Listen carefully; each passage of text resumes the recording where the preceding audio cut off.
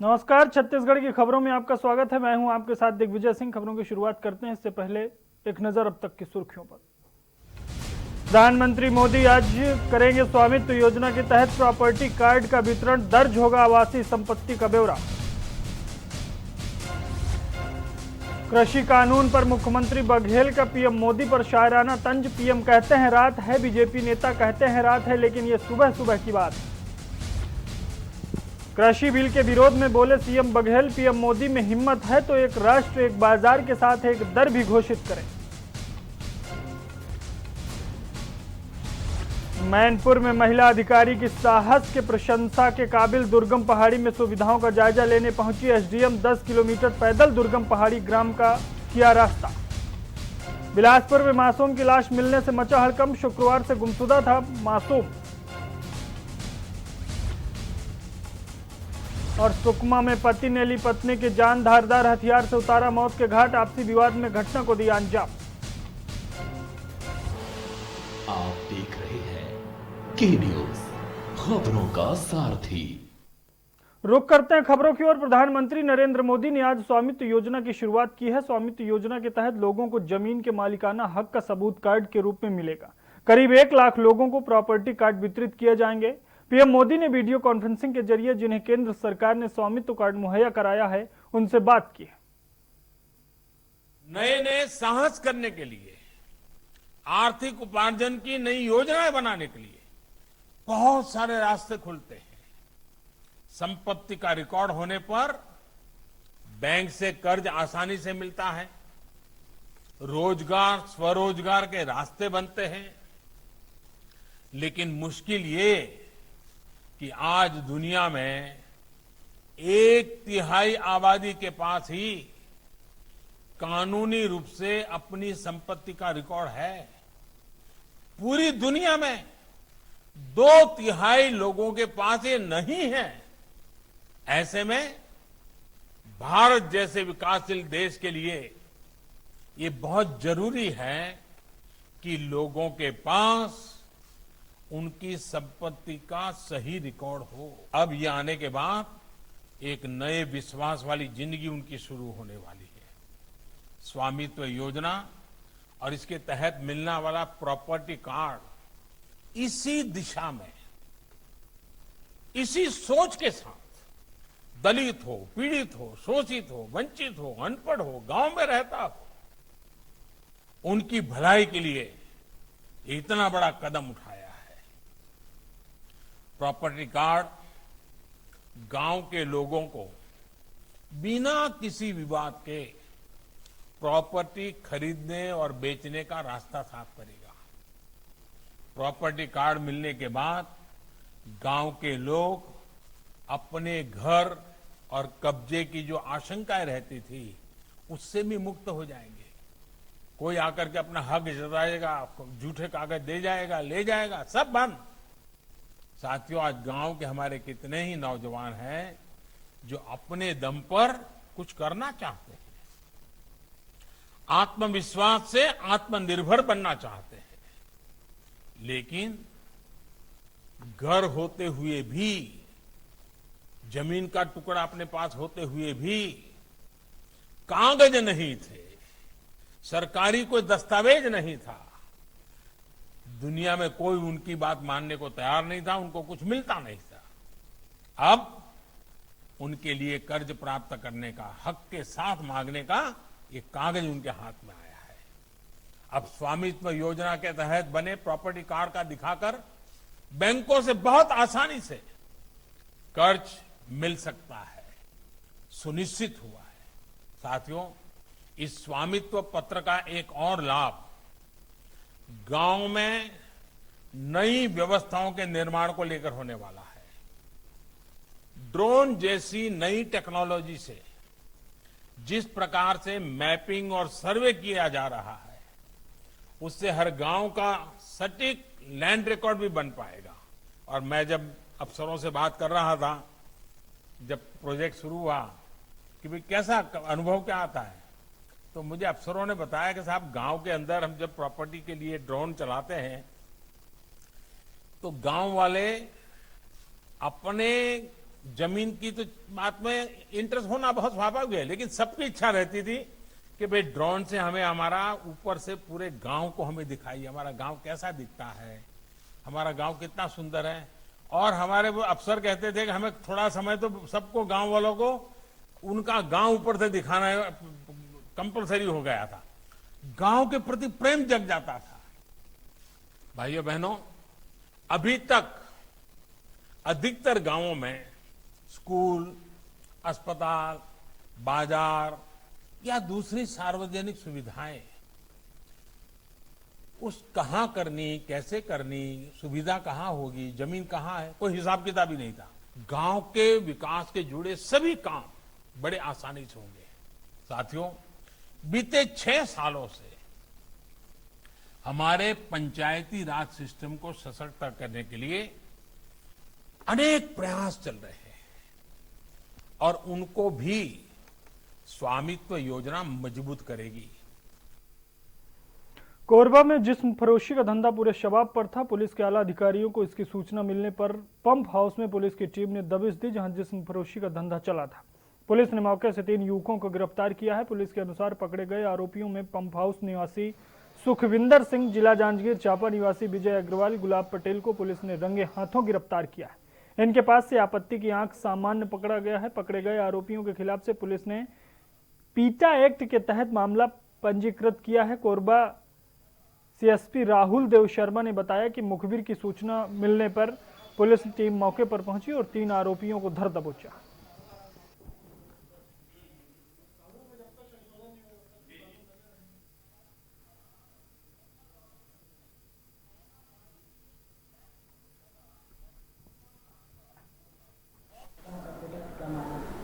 CSCB चौकी क्षेत्र में लंबे समय से देह व्यापार की सूचना आते रहती थी बीच बीच में मुखबिर के थ्रू। कल सूचना प्राप्त हुई कि फिर से सुखविंदर नाम का व्यक्ति, जो पूर्व में भी देह व्यापार में जेल जा चुका है, और वो किसी लड़की से बुलाकर जिस फरोशी का धंधा कर रहा है। जब उसके घर पर छापा मारा गया तो जो आपत्तिजनक में महिला और पुरुष मिले, उनके पास से आपत्तिजनक वस्तुएं भी प्राप्त हुई है। उनके ऊपर पीटा एक्ट की कार्रवाई की गई है। बात करते हैं बिलासपुर की, जहां सिरगिट्टी थाना के तहत फदाहा खार बाईपास रोड के पास दर्दनाक हादसा हो गया। बाइक सवार युवक युवती को तेज रफ्तार ट्रक ने रौंद दिया, जिसमें दोनों की मौके पर ही मौत हो गई। बता दें कि फदाहा खार बाईपास मुख्य मार्ग होने के कारण बड़ी बड़ी गाड़ियां तेज रफ्तार में चलती हैं। साथ ही साथ फदाहा खार जंगल क्षेत्र के बीचों बीच होने के कारण रोड के ऊपर कटीले झाड़ियों के बाहर रोड के ऊपर तक आने से भी लोग हादसे और दुर्घटना का शिकार होते जा रहे हैं। अतः जिम्मेदारियां वन विभाग के लोगों को रोड के ऊपर निकले झाड़ियों के काट कर रोड को सुगम बनाना चाहिए, जिससे निर्दोष लोगों का खून इस रोड पर रंगने से बच सके। बता दें कि इस रोड में इसी लापरवाही व वन विभाग की उदासीनता के कारण आए दिन हादसे की खबर निकलकर सामने आती रहती है।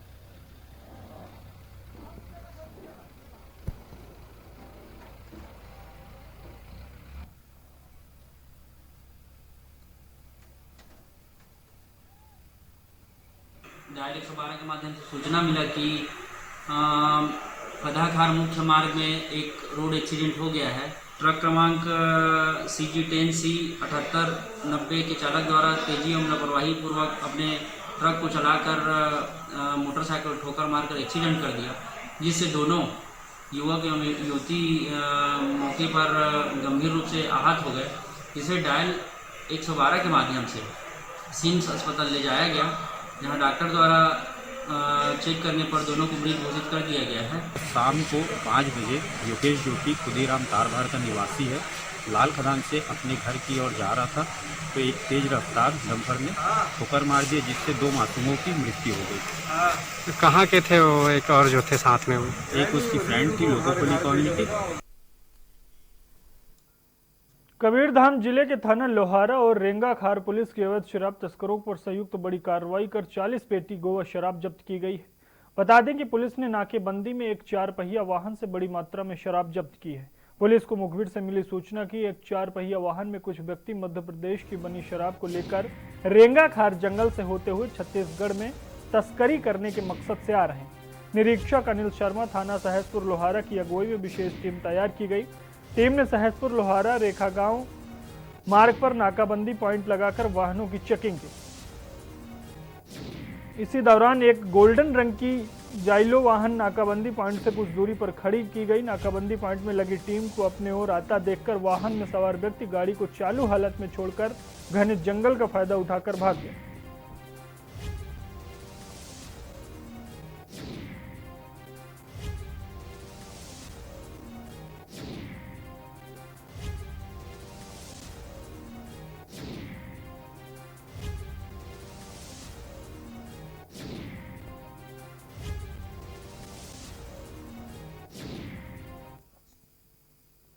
कबीरधाम जिले के वन परिक्षेत्र रेखागार जंगल क्षेत्र में अवैध रेत उत्खनन जोरों पर है। बता दें कि कुछ दिनों पहले कबीरधाम जिले के रेखागार जंगल क्षेत्र के तहत रेत माफिया जंगलों से रेत अवैध तरीके से ले जाने पर सवाल किया गया तो जवाब मिला कि रेंगा खार रेंजर की परमिशन पर ले जा रहे हैं।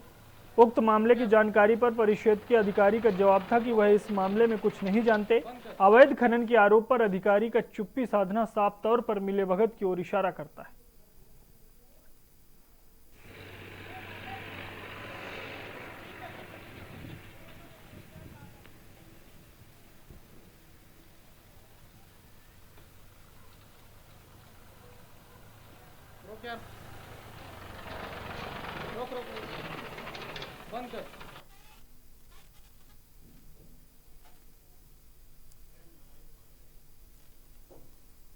अंबिकापुर मेडिकल कॉलेज को भले ही एडमिशन के लिए 100 सीट की मान्यता मिल गई होगी, लेकिन अभी भी व्यापक व्यवस्था नहीं होने की वजह से 2 घंटे की बारिश से कोरोना से आइसोलेट मरीजों के वार्ड में जलभराव की स्थिति पैदा हो गई, जहां डॉक्टर सहित स्टाफ नर्स पानी को निकालने के लिए जद्दोजहद करते नजर आए। बता दें कि अंबिकापुर मेडिकल कॉलेज को कुछ ही दिन पहले MCI की टीम ने परीक्षण के बाद मान्यता दी थी, लेकिन तेज बहाव और बारिश होने की वजह से कोरोना पेशेंट वार्ड में पानी से लबालब हो गया है, जहां किसी भी तरह ड्रेनेज सिस्टम की व्यवस्था नहीं होने से पानी निकालना मुश्किल हो गया है।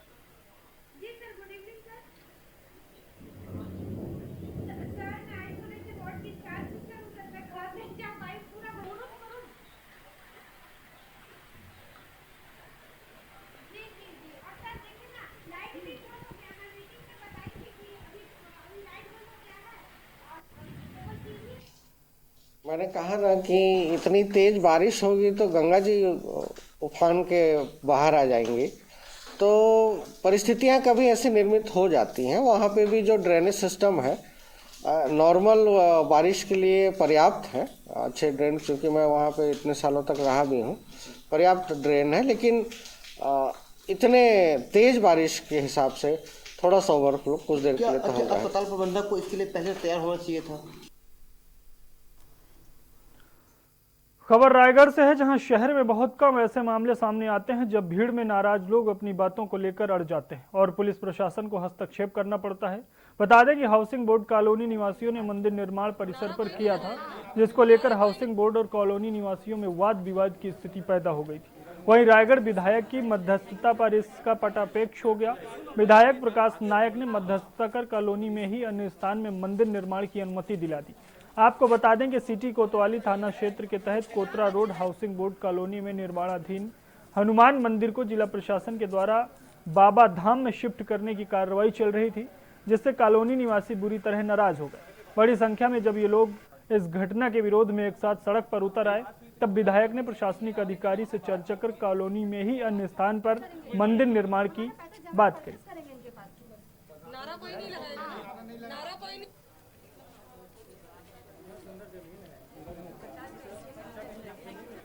शिकायत किया और हाउसिंग बोर्ड वालों हर शर्त में मानने के तैयार थे, बस थोड़ी सी मीट अंडरस्टैंडिंग थी। तो अभी मैं जब आया उसके बाद में एक जगह के लिए सहमति बनी है।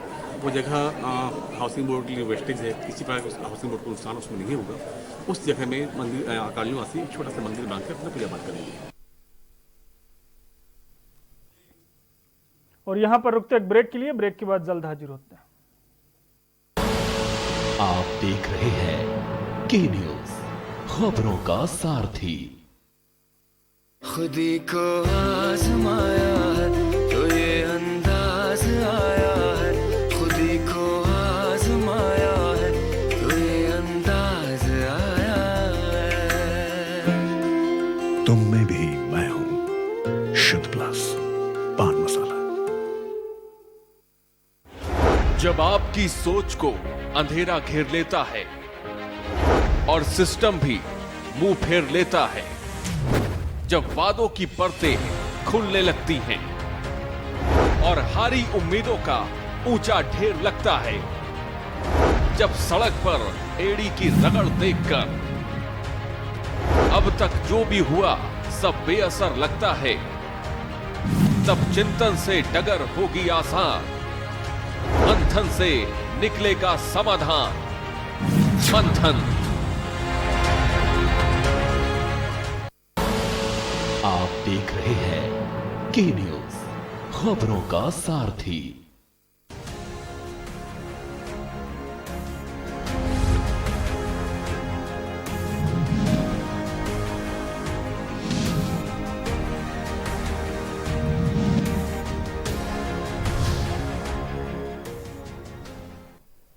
ब्रेक के बाद आपका स्वागत है। खबरों में आगे बढ़ते हैं। खबर मैनपुर से है, जहां जिला की एक महिला अधिकारी की साहस की प्रशंसा चारों तरफ की जा रही है। बता दें कि धूर नक्सल विरोधी पहाड़ी गांव में अंकिता सोम ने 10 किलोमीटर पैदल दुर्गम पहाड़ी ग्राम भालू डिग्गी में पहुंचकर सुविधाओं का जायजा लिया। ये पहली महिला अधिकारी हैं जिन्होंने बाहर पहाड़ ऊपर बसे ग्राम में पैदल जाकर शासन प्रशासन द्वारा किए जा रहे विकास कार्यों का जायजा लिया। वहीं घर घर जाकर उनके हालचाल जाने और शासन की योजनाओं को क्रियान्वयन करने के लिए धरातल पर जाकर देखा, जिससे आदिवासी ग्रामीणों के चेहरे में खुशी की लहर दौड़ गई।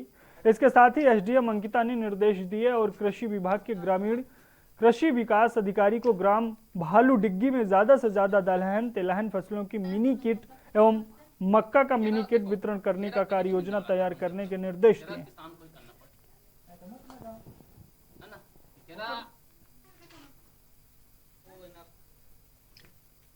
आदर्श गांव है कुल्हाड़ी घाट, उसका हमारा आश्रित गांव है भालू डिग्गी। ऐसा करके वहाँ पर 8 आश्रित गांव हैं। लगभग कुल्हाड़ी घाट से 8 किलोमीटर दूर है और मुख्य जो हमारा मतलब विकास है उससे अछूता है वो गांव। इसलिए एक बार जाना था क्योंकि एरिया हमारा है मैनपुर और वहाँ के लोग कैसे रह रहे हैं, कैसे सर्वाइव कर रहे हैं, वास्तव में उनको मूलभूत जो सुविधाएं हैं वो मिल रही हैं या नहीं। क्योंकि जैसा कि सरपंच जी हैं हमारे बंसिंग सोरी, वो बताए थे कि खच्चर में मतलब लाद के राशन महीने में एक बार उतरते हैं और उसको ले जाते हैं, तो काफ़ी स्थिति खराब है। अगर राशन पहुंचाने में इतनी तकलीफ है वहाँ पर, तो आंगनवाड़ी स्कूल की स्थिति क्या होगी ये देखना जरूरी था। और दूसरा, वहाँ पर हाथी का दल अभी ऊपर है, सूचना आई थी और उनके द्वारा मतलब वहाँ पर कुछ घरों को तोड़ दिया गया है। प्राथमिक शाला है रायगढ़ के महामाया मंदिर के समीप रहने वाले कृषक साहू परिवार के बुजुर्ग पति पत्नी रात में उस बिजली चले जाने पर बाहर आंगन में निकले, जहां पहले ही प्रतीक्षारत अज्ञात 2 युवकों संभवतः लुटेरों द्वारा उन्हें पकड़ लिया गया। वहीं चीख सुनकर बुजुर्ग की पत्नी भी बाहर आ गई।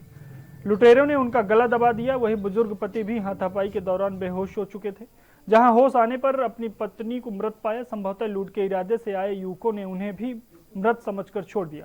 होश आने पर आसपास के लोग पुलिस को सूचना दी। सूचना पाकर सिटी कोतवाली डॉग स्क्वाड के साथ मौके पर पहुंच गए, कार्रवाई में जुटी हुई है। फिलहाल पुलिस पूरे मामले पर एडिशनल एसपी कमलेश्वर चंदेल ने बताया कि लगभग 5 लाख रुपए की लूट के साथ हत्या की गई है, जहां आरोपियों की तलाश में डॉग स्क्वाड और फिंगरप्रिंट एक्सपर्ट की मदद से जल्द ही आरोपियों को गिरफ्तार कर लिया जाएगा।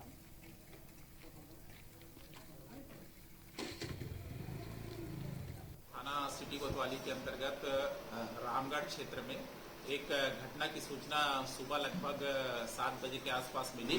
जैसे ही ये सूचना मिली, तत्काल वरिष्ठ अधिकारी और पूरी टीम वहां पर गई। जानकारी में ये मिला कि लक्ष्मण साहू का घर था, जो अपनी पत्नी सहित रहता था। उनके कोई बच्चे वहां नहीं थे और रात्रि में लगभग 1 बजे के आसपास कोई 2 अज्ञात व्यक्ति आए हुए थे। उन्होंने सबसे पहले बिजली जो कनेक्शन गया था वायर, उसको काटा। इसके काटने पे उनकी नींद खुली तो उन्होंने दरवाजा खोल के देखा। जैसे ही दरवाजा खोले तो तत्काल उन पे हमला कर दिया। रतनपुर थाना क्षेत्र से गांजा तस्करी की सूचना पर सक्रिय हुई पुलिस ने इलाके में नाकेबंदी कर जांच शुरू कर दी, जिसके बाद अपराधी जैसे ही नाकेबंदी पर पहुंचे वे बैरिकेड्स तोड़कर भागने का प्रयास करने लगे। कई किलोमीटर भागने के बाद आरोपी पुलिस से बचने के लिए गाड़ी छोड़कर गांव से फरार हो गए। पुलिस ने बताया कि क्षेत्र में ट्रकों से आरोपी डीजल चोरी की घटना को अंजाम दे रहे थे। वहीं अपराधियों के पास से जब्त बुलेरो से लगभग 400 लीटर डीजल बरामद किया गया है। अब पुलिस अपराधियों की तलाश में जुटी हुई।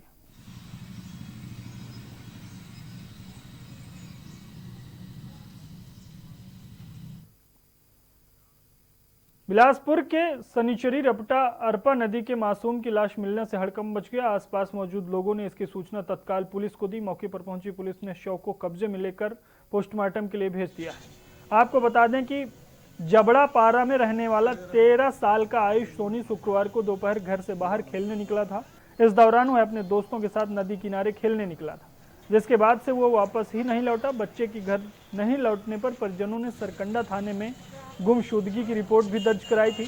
वहीं परिजन बच्चे की तलाश कर ही रहे थे कि अचानक एक बच्चे की लाश मिलने की सूचना पुलिस ने परिजनों को दी, जिसकी शिनाख्त आयुष सोनी के रूप में हुई है। पुलिस अब मामले की जांच कर रही है।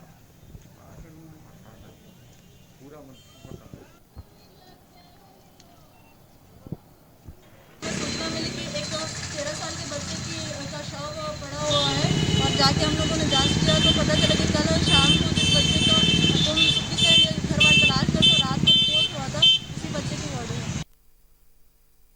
बस्तर जिले के जगदलपुर में राष्ट्रीय राजमार्ग 30 में डीएसपी पंकज ठाकुर ने अपनी टीम के साथ यातायात नियमों और कोरोना गाइडलाइन को ध्यान में रखते हुए एक अनोखी पहल देखने को मिली, जहां उन्होंने लोगों को अपनी सुरक्षा के साथ साथ यातायात नियमों का पालन कर अपने जीवन को सुरक्षित रहने की बात समझाई।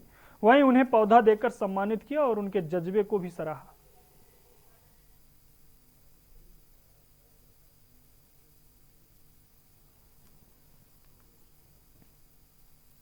छत्तीसगढ़ की खबरों में फिलहाल इतना ही। आप देखते रहिए के न्यूज़। नमस्कार।